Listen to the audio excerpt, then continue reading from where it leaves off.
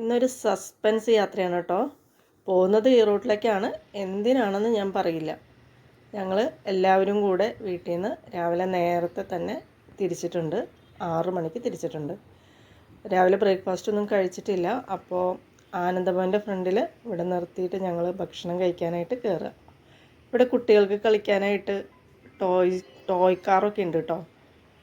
അപ്പോൾ ഞങ്ങൾ ഭക്ഷണം കഴിക്കട്ടെ കേട്ടോ.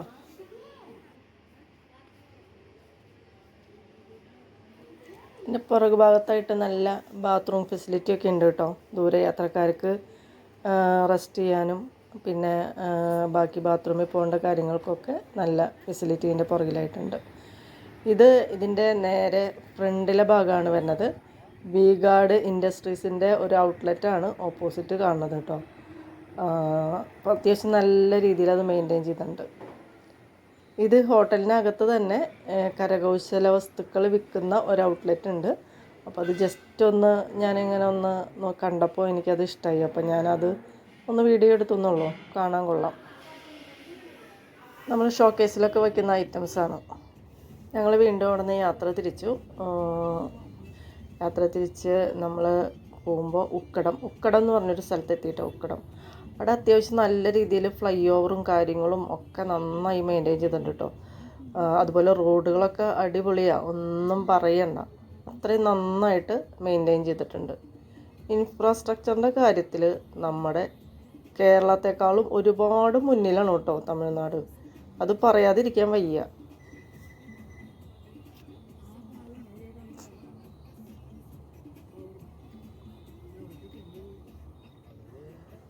നമ്മളങ്ങനെ യാത്ര തിരിച്ച് ഇനി ഇടതുഭാഗത്തായിട്ട് വാളംകുളം ബോട്ട് ഹൗസ് എന്ന് പറഞ്ഞൊരു സ്ഥലമുണ്ട്.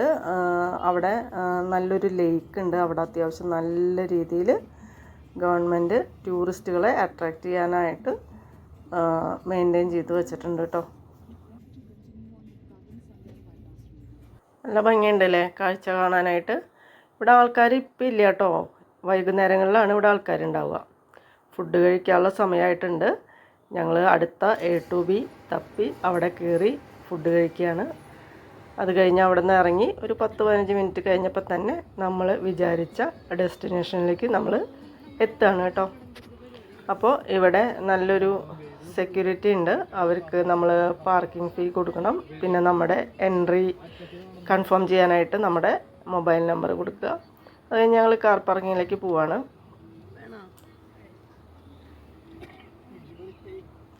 റൈറ്റ് സൈഡിൽ തന്നെയായിട്ട് വലിയൊരു ബിൽഡിങ് കാണാം. ആ ബിൽഡിങ്ങിൽ നിറച്ച് ഫർണിച്ചറുകളുടെ ശേഖരമാണ്.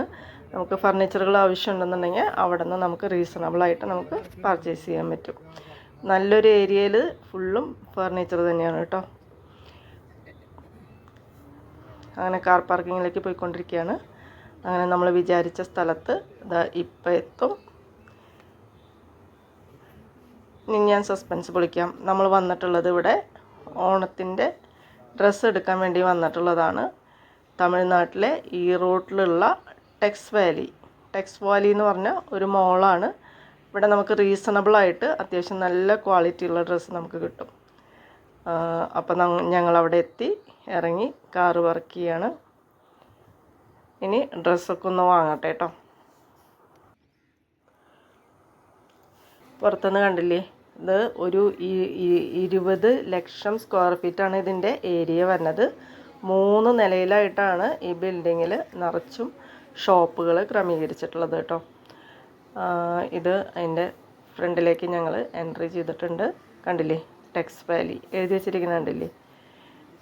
നമ്മുടെ തമിഴ്നാട്ടിലെ ഈ റോഡിലാണ് കേട്ടോ ഇത്. അതിന് അകത്തേക്ക് പോവാണ്. അപ്പോൾ അകത്തേക്ക് നമ്മൾ ചെല്ലുമ്പോൾ തന്നെ അവിടെ റിസപ്ഷൻ ഉണ്ട്. അവിടെ നമ്മളുടെ ഫോൺ നമ്പറും പിന്നെ എത്ര ആൾക്കാർ നമ്മൾ കയറുന്നുണ്ട് എന്നുള്ള ഡീറ്റെയിൽസ് അവിടെ എഴുതണം. പിന്നെ നമ്മൾ എവിടെ നിന്ന് വരുന്നു എന്നുള്ളതൊക്കെ അവർക്ക് ഒരു സർവേക്ക് വേണ്ടിയിട്ടാണെന്ന് തോന്നുന്നു. അതൊക്കെ അവിടെ എഴുതുന്നൊരു ചടങ്ങുണ്ട്. അപ്പം ഞങ്ങൾ ഡ്രസ്സൊക്കെ വാങ്ങാനായിട്ട് അകത്തേക്ക് പോവാണ്. ഒരു 3 മണിക്കൂറോളം നീണ്ടു നിന്ന് ഞങ്ങളുടെ പർച്ചേസ് കേട്ടോ. 3 മണിക്കൂറിനുള്ളിൽ ഞങ്ങളെല്ലാ സാധനങ്ങളും വാങ്ങി പുറത്തേക്ക് വന്നു.